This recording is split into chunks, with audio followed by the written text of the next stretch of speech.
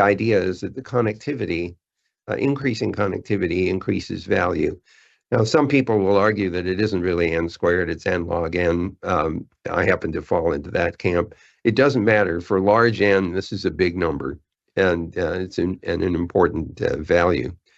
The other thing that's important, of course, is that resilience is improved as we increase different paths for connectivity, and that's where you come in, because you're part of the engine that interconnects networks to each other, and the ensemble of internet exchanges increases the alternative paths for connectivity, and that increases the resilience of the internet. And that's pretty important these days, especially when things like cable cuts happen, among other deficiencies and failures. We need multiple alternative paths for connectivity. We need rich connectivity, and the internet exchange points and services provide that.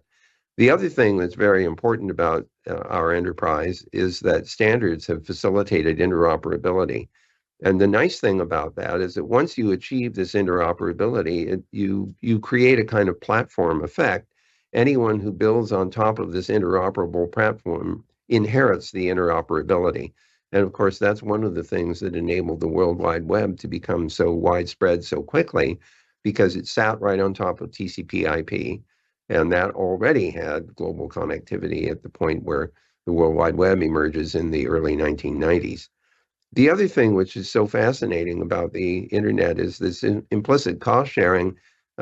Instead of paying each other to carry traffic, basically it's a barter system. I carry your traffic if you carry my traffic.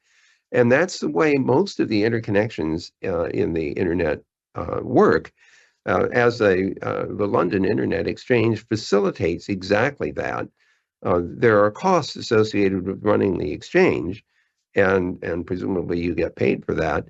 But the parties who are taking advantage of your connectivity don't necessarily settle with each other, except in a few cases of paid peering. But by far, the bulk of the agreements that facilitate the internet's operation are done on a kind of a handshake deal, even without any contractual written agreements.